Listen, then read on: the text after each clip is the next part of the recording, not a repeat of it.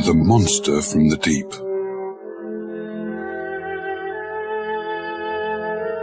I am Professor Aronnax. My job is to study everything dead or alive under the sea. I see beautiful and ugly things down there, but there is one strange experience that stays in my mind like a nightmare.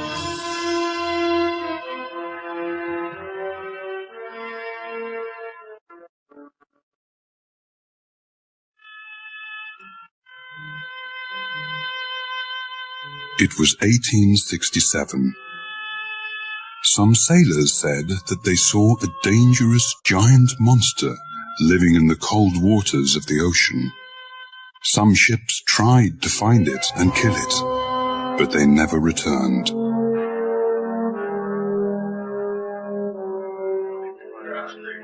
People said it looked like a whale. It was 300 feet long. Water came out of its back. It was like a big underwater explosion. The largest whale was only 100.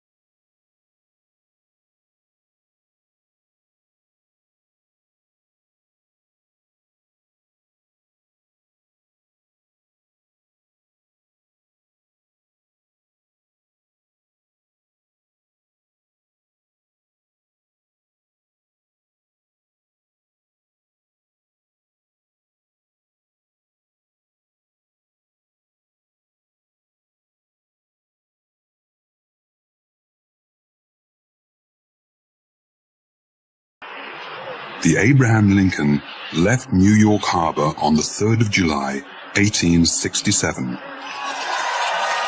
500,000 people were there to say goodbye. Ned Land, the famous whale killer, was also on the ship. Farragut, the captain of the ship, was a strong and brave man. When we first met, he shook my hand and smiled at me.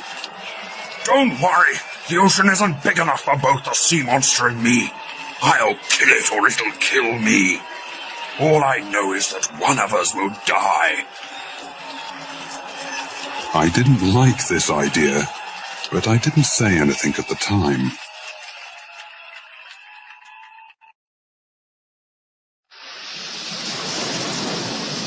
We sailed for 3 months, and we never saw the creature once.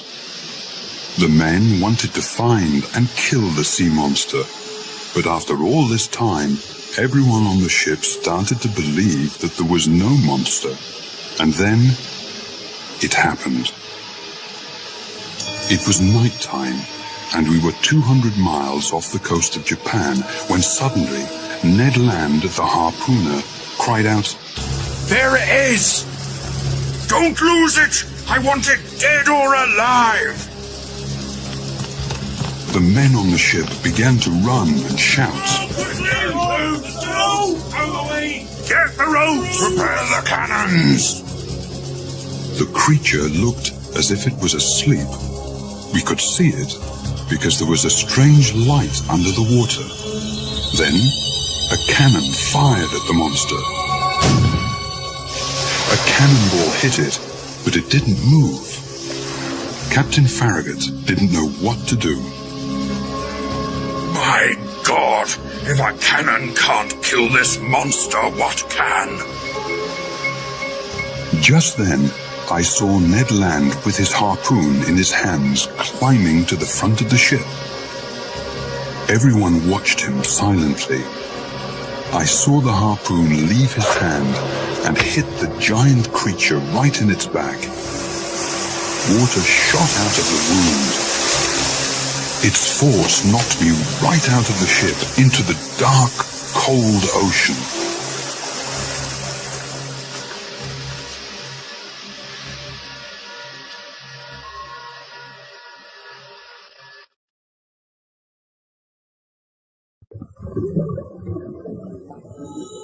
Chapter 2. Saved from the Ocean.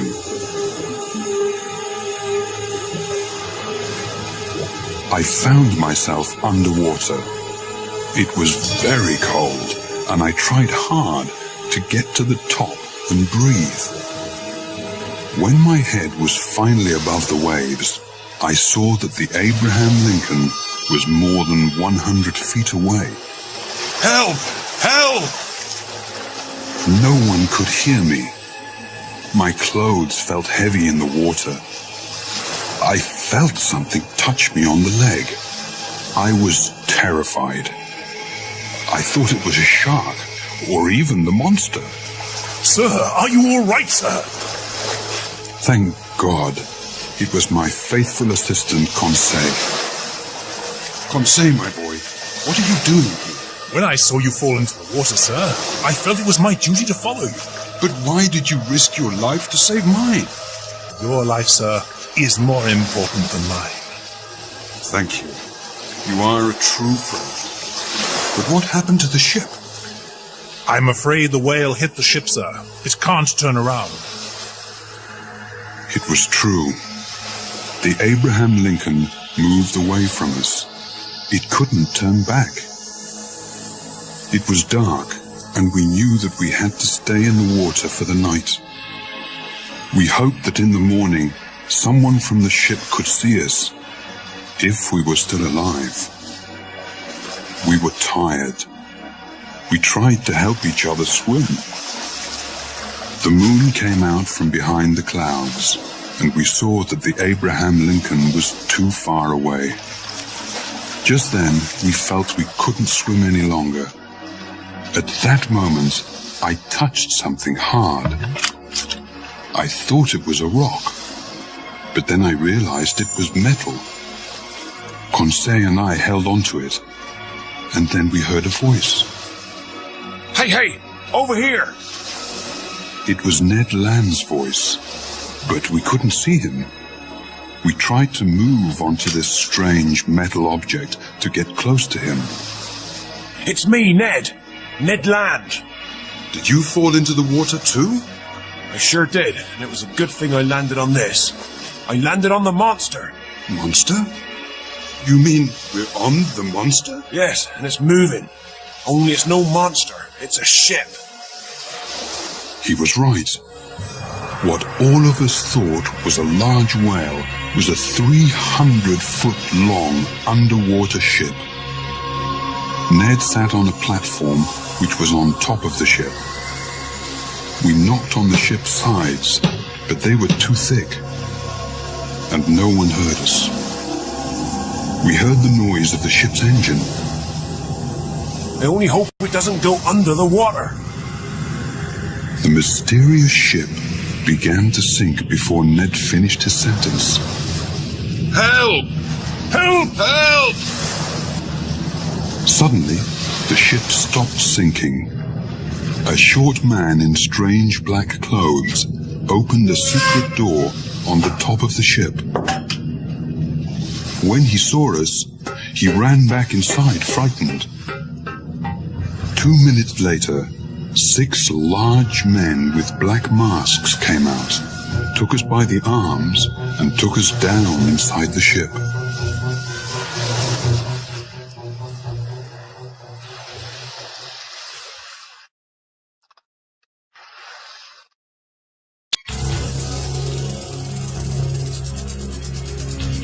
Chapter 3. Inside the Nautilus.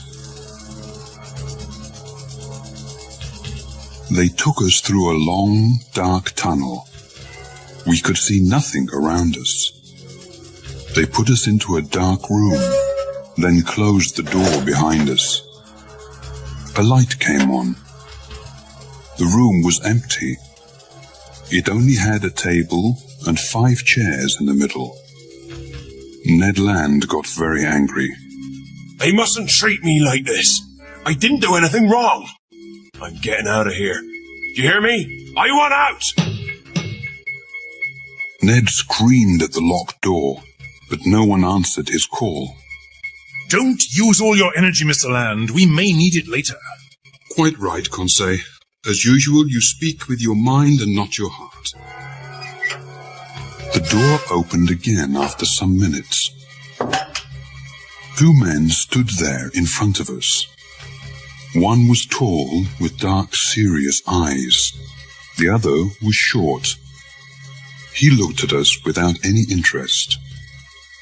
The 2 men wore black hats and shoes made from sealskin. Their clothes looked thin and comfortable.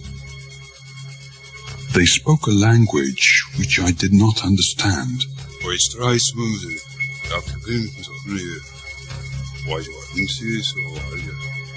I spoke to them in French, German, and English.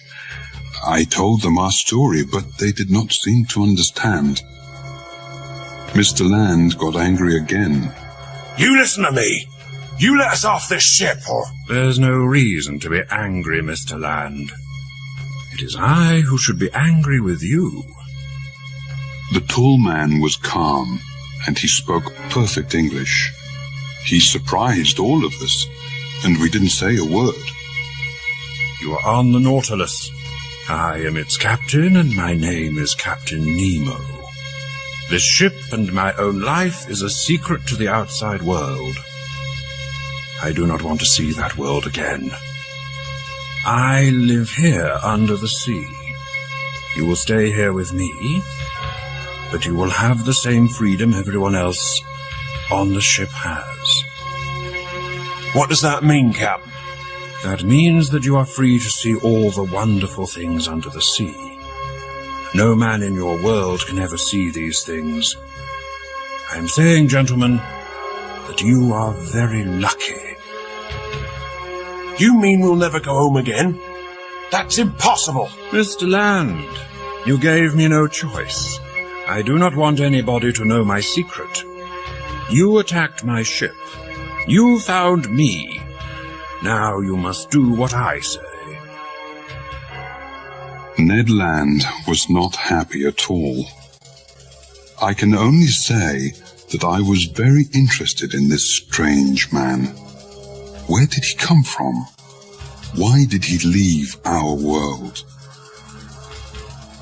Captain Nemo spoke to the short man in their strange language. Then the short man left us. Then he tried to be friendly. You will not find life on the Nautilus so bad. We have wonderful food, and your rooms are very comfortable. The captain showed Ned and Conseil to their rooms, but he stopped me for a moment. Professor, may I show you something? Why, of course. Captain Nemo took me down to the bottom of the Nautilus, where there was a room like a large museum. It had pictures by famous painters on the walls and glass cases with beautiful shells from the sea. I read your book, Professor. You know a lot about sea life. You see, I enjoy sea life. You have things here that most people only read about, Captain. Well, I enjoy this room, but what I really prefer is looking out there. The captain pressed a button, and 2 of the walls opened up. Behind them, there were large glass windows looking out onto the sea. A white light coming from the ship made everything easy to see. I stood in front of the window like a small boy at the zoo, and believe me, I didn't feel at all like Captain Nemo's prisoner.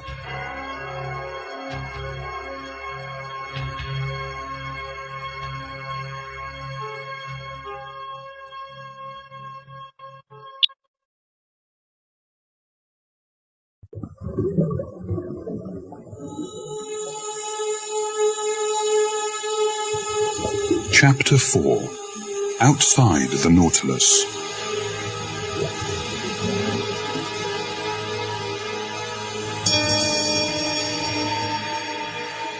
The Nautilus traveled underwater, watching the mysteries of the ocean.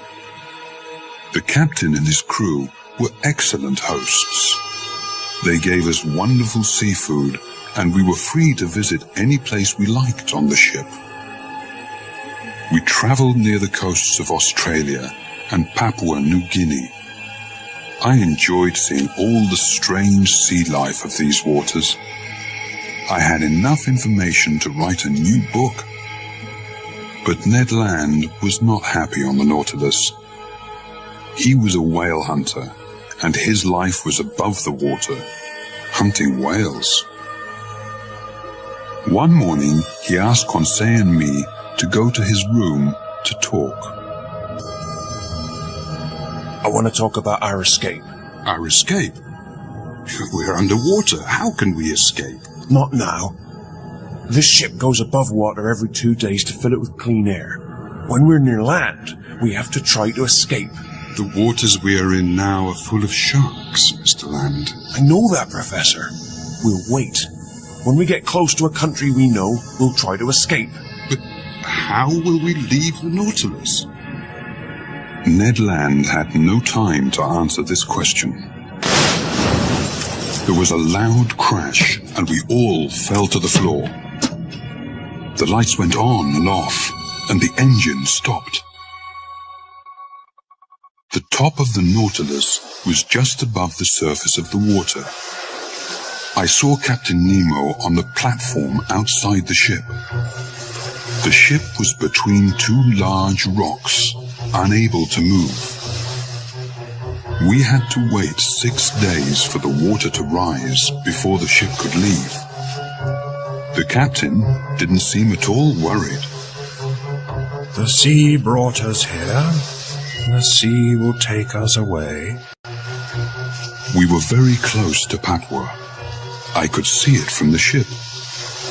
Ned Land asked the captain if we could go on land and hunt some animals, because he didn't want to eat fish. Captain Nemo let the three of us go. This didn't surprise me at all. There were only cannibals on Papua. We couldn't escape because they would kill us. There was a small boat on the Nautilus which we used to get to land. Captain Nemo gave us guns, and we were all excited to return to land and feel free again.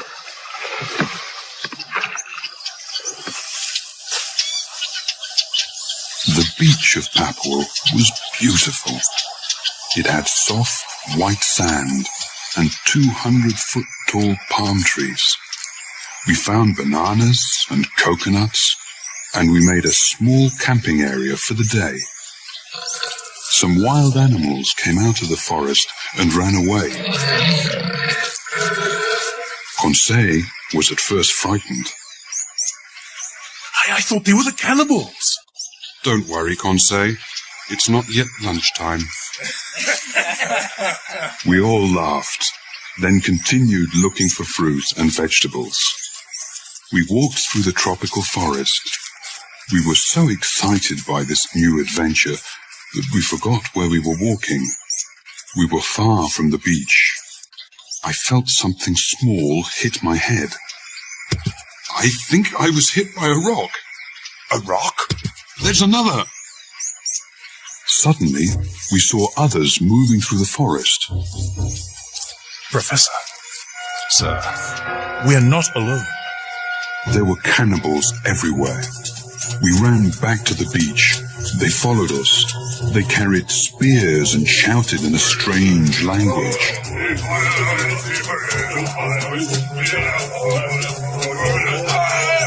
We jumped into the boat, leaving all our food and guns behind.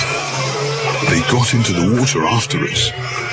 Some of them came in their own boats. They threw spears at us, but they all missed. We jumped back on the Nautilus and went below. I found Captain Nemo in a small room next to the museum. He was playing the piano. Captain, there are cannibals outside the Nautilus.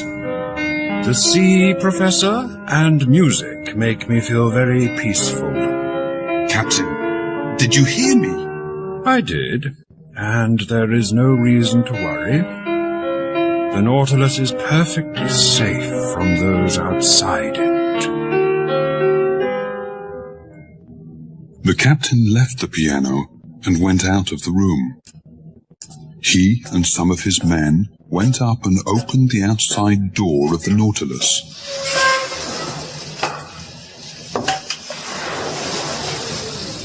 Several cannibals looked down inside.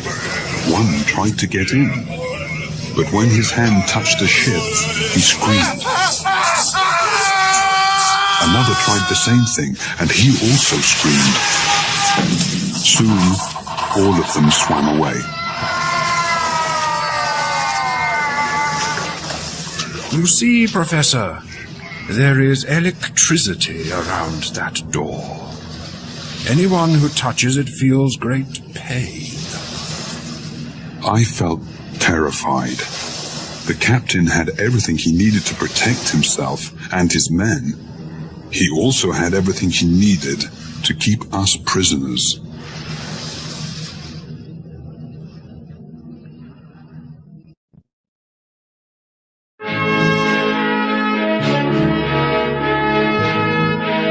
Chapter 5: An Underwater Cemetery. The Nautilus was finally free of the rocks near Papua. We now traveled east, past Australia, and into the Indian Ocean. Life on the ship was normal again. We sometimes stopped on the ocean floor and walked outside the ship. We wore special suits. They had large glass heads with special tanks filled with air so we could breathe. Ned Land still wanted to escape, and he thought about it every day. But now that we were in the Indian Ocean, there was nowhere to escape to.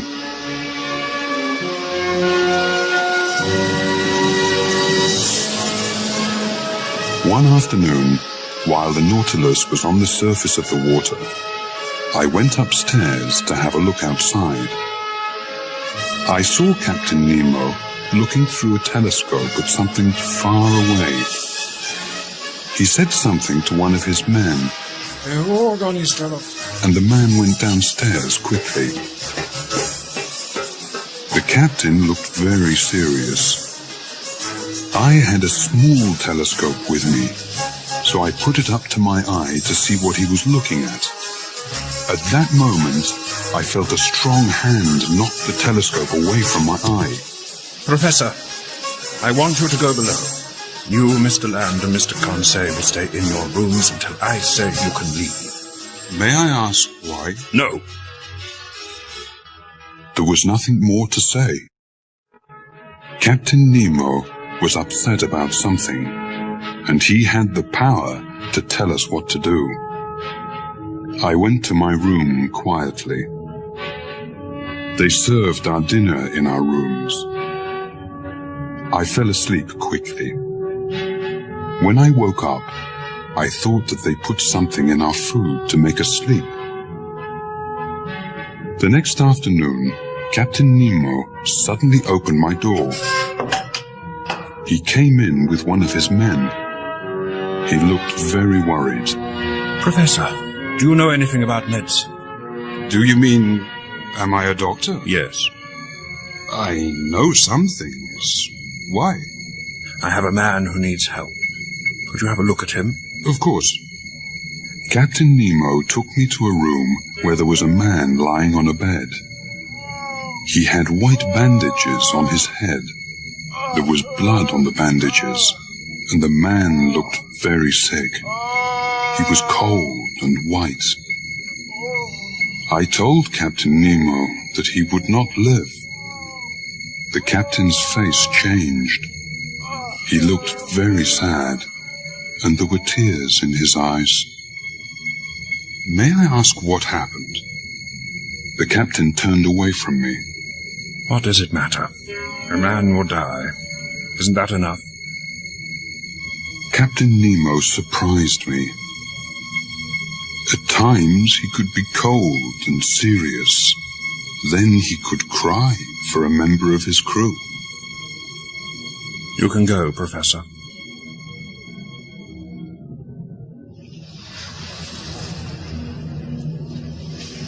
The next day, I saw the captain on the platform. It was a bright, sunny day. I did not want to say anything about the sick man, but I was curious. I asked him if he wanted to go for a walk on the ocean floor. He said yes, so we put our suits on and off we went. The Indian Ocean had the most beautiful rocks, plants, and fish in the world. All of us enjoyed it very much. It was like a colorful picture show. But Captain Nemo had another reason for our walk. I saw that his men carried something long and flat in a bag. They also had tools to dig with. Then we arrived at a safe area with large plants around it. They put the bag down and began digging. At that moment, I understood everything. They were going to bury the dead man.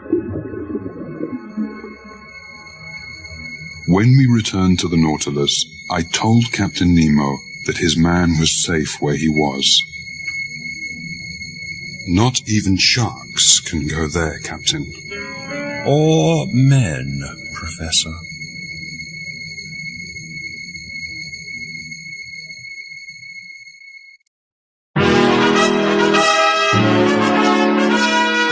Chapter 6. The Giant Pearl and the Shark.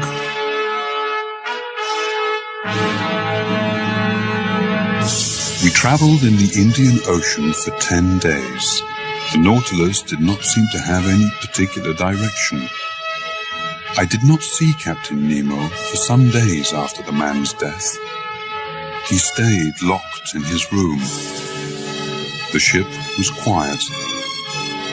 One day, Conseil, Ned Land and I were in the museum room. We were looking through the underwater windows at the beautiful fish. I wanted to know what the others thought of Captain Nemo. Conseil said, I think he's a scientist who never had any success. That's why he's here under the sea. He's not famous and he's angry about that. I think he's crazy, and we will die here unless we escape. I think you're both wrong. He's angry about something. He is not free here. He loves the sea, yes, but there is something missing from his life. Maybe he blames someone for that, and I think he wants to hurt that person. As I said this, the walls closed over the side windows, and Captain Nemo walked in. Would you like to go pearl fishing? This is the richest part of the world to fish for pearls. We all looked at each other and agreed. We were prisoners, but it was exciting to see all of the mysteries under the sea.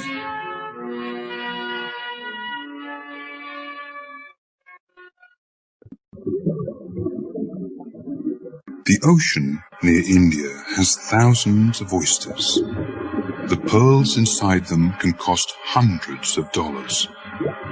There are many sharks in these waters, and it's very dangerous to go looking for pearls there. I didn't like the idea of sharks. We only had small knives to fight them with. Ned Land had his harpoon with him, but he was very busy trying to collect as many oysters as he could.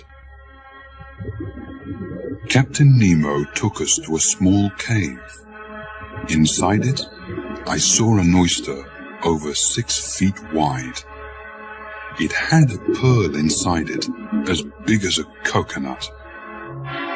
I wanted to take it back to the ship with us. It was the only one of its kind in the world. But Captain Nemo said no. He wanted the pearl to grow alone there in the cave, until it was truly the most fantastic pearl in the world. On the way back to the ship, we saw an Indian boy swimming for pearls. We hid behind some rocks so he couldn't see us. Suddenly, a large shark swam nearby. The boy saw it, but it was too late. Captain Nemo swam away from the rocks with his knife in his hand and began fighting with the animal. The boy looked terrified. Captain Nemo fought with the shark, and there was blood in the water. The captain looked in trouble.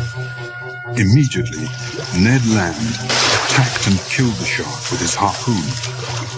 The captain was safe, and I was so surprised that I couldn't move.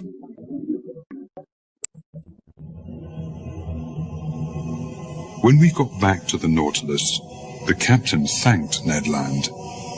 You saved my life, Mr. Land. Thank you. Don't thank me. I kill sharks and whales because it's my job. I didn't do it for you. Come, Mr. Land. That's a horrible thing to say. It's all right, Conseil. I understand, Mr. Land. I saw in his face that he did understand Ned Land. We were prisoners. Ned Land's only thought was to escape. Captain Nemo understood that thought. He would feel the same way if he were in Ned Land's position.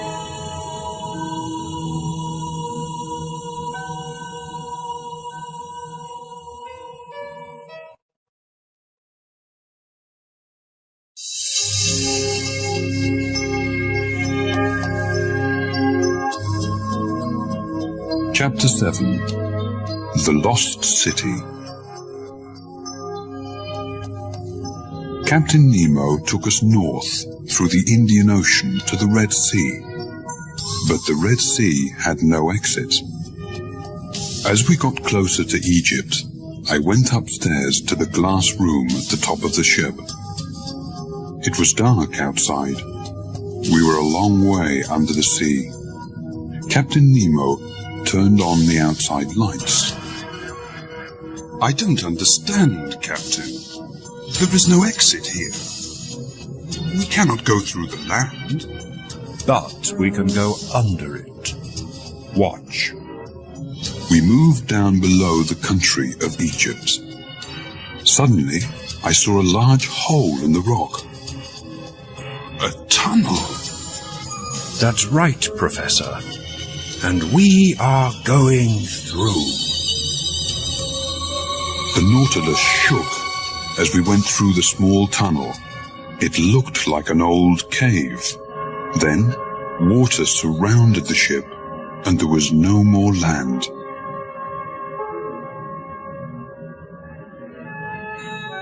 When Conseil and Ned woke up, I told them that we were in the Mediterranean Sea. But how? Who cares how? Now's our chance. When we go up again, we're going to escape. We're close to Europe, and we can take the small boat to get to land. Do you agree? I could not think only of myself. Conseil loved the sea, but I did not think he wanted to live his life there. Ned Land could not escape without our help. I agree. Only tell me when you are ready. But the Nautilus did not go near the surface of the water again for some time. In fact, we went further down. Ned Land stayed in his room. I felt sorry for him, but I loved the sea. For many hours, I stood in front of the window in the museum. We sailed through the Mediterranean Sea and entered the deep, mysterious Atlantic Ocean. The ocean became dark, and we continued to go further and further down. Captain Nemo came into the museum as I studied the ocean floor. I have a little surprise for you, Professor. As he said this, a bright light appeared from behind the mountain of rocks in front of us. What is it? Just watch. We came closer to the light, and I could see trees on the ocean floor. That's not possible. The Nautilus moved up over the mountain, and I saw that the light came from an old underwater volcano. There was no fire, but the hot lava still produced light. The light showed us part of the ocean floor. There were stone houses and ancient temples on it. I did not understand how such things could be there. It looks like a city from thousands of years ago. It is. It's the lost city of Atlantis. I looked up at Captain Nemo. He never took his eyes off the window. I looked down again. So it was true, I thought. Atlantis did exist, but only Captain Nemo knew for sure.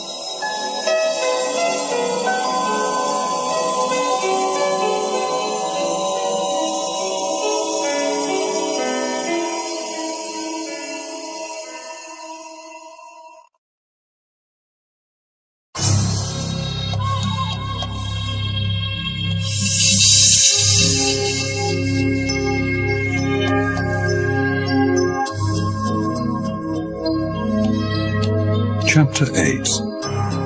The Giant Squid.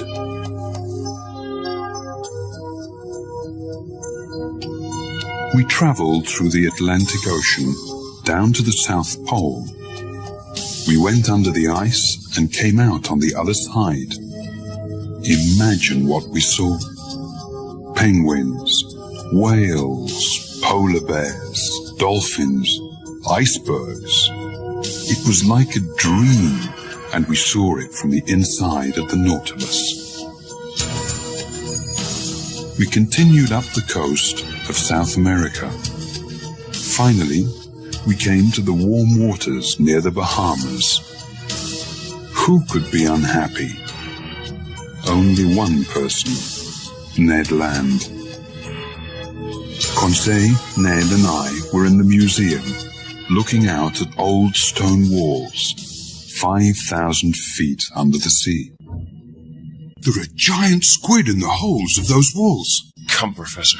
You don't believe that, do you? What giant squid, sir? Well, the giant squid is really just a story. Many people like to tell stories about giant squid, but no one knows if they're true. But I know one man who said he saw one. How long was it? 20 feet. Did it have 8 tentacles like snakes coming out of a big round head? Yes. And did it have a mouth and nose like a bird's? Yes. Why, Conseil? Because I think I see it right there. I looked out of the window, and there was a 25-foot giant squid.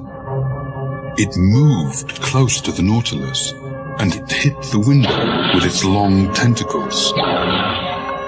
The Nautilus was too strong for it, but it was a very frightening creature. Soon, other, smaller squid came near the window. They all wanted to attack the ship. They did not know what it was. Suddenly, the Nautilus stopped. Captain Nemo came into the museum. Is something wrong, Captain? Yes. One of those ugly creatures is caught in our propeller. What can we do? We can take the ship up, then try to free the monster. Captain Nemo never thought of danger. He thought nothing could stop him, his men, or his ship. We all went upstairs. Captain Nemo gave us all access to cut the squid's tentacles if they attacked. One man went to open the door to the platform. As he opened it, a long, thick tentacle of the giant squid came inside like a snake and pulled the man outside. We all ran up the stairs. Outside, 6 or 7 small squid moved along the top of the Nautilus, throwing all their tentacles at the ship and its men. We fought them with our axes, but the large one with Captain Nemo's man in his tentacle, stood holding the man in the air. The man cried for help. I was surprised he spoke English. Captain Nemo attacked the giant squid with his axe. He cut off some of its tentacles. I thought Captain Nemo would save his man. Then I saw Ned Land with his harpoon in his hand. I thought he was going to kill the captain. Ned, don't! But I didn't need to stop him. One of the smaller squid knocked the harpoon out of his hand and threw Ned down. The squid was about to pull him into the sea. Captain Nemo saw this, cut off the squid's tentacle, and saved Ned Land. You saved my life! Didn't you do the same for me? Yes, but... Captain Nemo did not wait for the answer. He turned to help his own man, but it was too late. The giant squid shot black ink out of its body, and none of us could see anything. When we cleaned our faces and our eyes, the squid was gone, taking the man with it.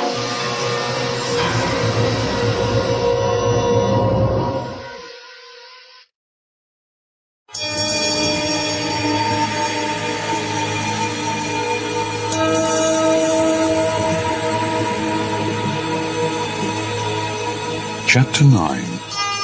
The Battle. The Nautilus was quiet again. The only sound we could hear was the ship's engine. Captain Nemo stayed in his library. I didn't see him for several days. The same thing happened after the death of one of his men. I thought there was something more to this. Maybe Captain Nemo thought that soon all his men would die, and the Nautilus and his secret would be lost. Ned Land could not wait any longer. I want you to talk to the captain, Professor. Ask him if we can leave. Now is not the time, Ned. It is. If you don't speak to him, I'm going to do it myself. All right, Ned. I'll do it. When? Soon. No, Professor, now. I had no choice. Ned Land lost his temper, and I thought Captain Nemo might listen to me and let us go. I found the captain in his library. He stood and looked at a picture of a young woman with two small children. He didn't hear me go in. He looked very sad. Who was this woman? Was it his wife? My leg hit a table, and Captain Nemo turned round. I'm sorry, Captain. I came to speak to you. Not now, Professor. I'm afraid it's important. What is it? It's about our freedom.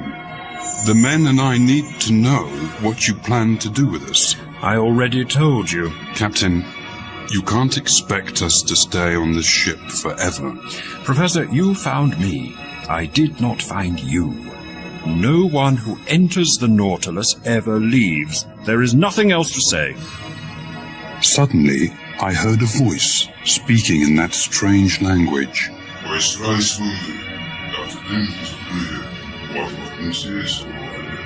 The voice came from another room. It was one of the captain's men. The captain became very angry. Professor, I want you to go to your room. I left the captain, but I didn't return to my room. I went upstairs to the platform. There I found Ned and Conseil. Sir, it's a ship. There was a ship traveling very fast towards us. Hey, we're over here! Ned Land tried to call the ship over. The ship answered with cannonball. They're firing at us! Hey, over here! Don't shoot! Suddenly, Ned Land saw Captain Nemo. I want all three of you to go to your rooms now. The ship came closer. Captain Nemo's men got ready to fight it. This is my real enemy. They killed my friends and family. Now it's my turn to kill them. Captain Nemo put a black flag on the Nautilus with a yellow N in the center of it. We all went down inside the ship. I watched the fight from the glass window in the museum. The Nautilus shook from the explosions of the cannonballs in the water, but it went forward, ready to attack the enemy ship. The Nautilus made a hole in the bottom of the enemy ship with its sharp nose.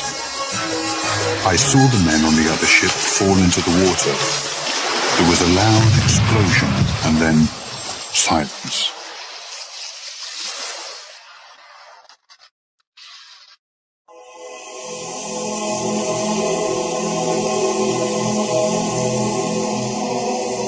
Chapter 10. The Whirlpool. Captain Nemo was not the man I thought he was. I had respect for him as a scientist, but he murdered those men on the other ship. After the terrible battle with the enemy ship, everything on the Nautilus was quiet. I did not see Captain Nemo or any of his men. We traveled underwater, never coming up except for air. Ned and Conseil stayed in their rooms. We all felt the same. Now, the adventure of the Nautilus was not exciting or interesting. It was ugly and deadly. The only thing we wanted was to escape. Ned Land came into my room one night and woke me up. We were in the North Sea, near the coast of Norway. Professor, wake up. The boat's ready. Now is the time. Can you see land? Yes, about 20 miles away. We have to try. I agree. I'll go up first. Conseil is there. Wait for 2 minutes, then come up after me. If anyone stops you, kill him. Ned Land put a fishing knife in my hand and left the room. I looked around one more time. This was my home for 9 months. For most of that time, I enjoyed it, but now I had to leave. As I walked through the museum to the stairs, I heard music coming from Captain Nemo's library. I listened to him playing the piano, and I thought I heard him say, "Enough, oh God, enough." Those were Captain Nemo's last words.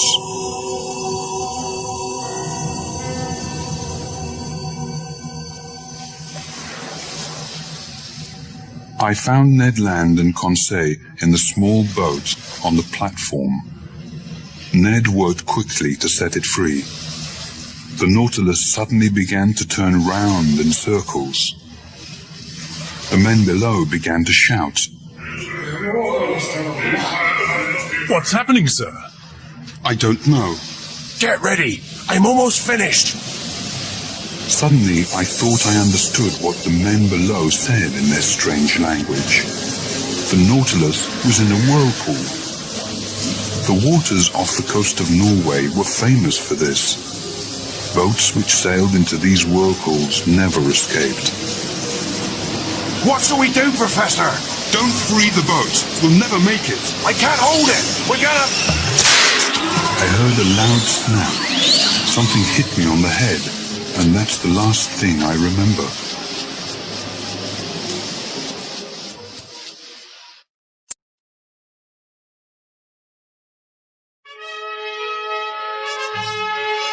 I am writing this now some months later. I am safe now. The whirlpool threw our boat away from the Nautilus. Some fishermen found us and took us to the shore. I do not know what happened to Captain Nemo and the Nautilus. Maybe he is still alive, living under the sea. All I know is that we traveled 20,000 leagues under the sea, from the Pacific to the Indian Ocean, through the Red Sea and the Mediterranean, across the Atlantic and to the North and South Poles. I saw things that no man from my world will ever see. It was a strange and wonderful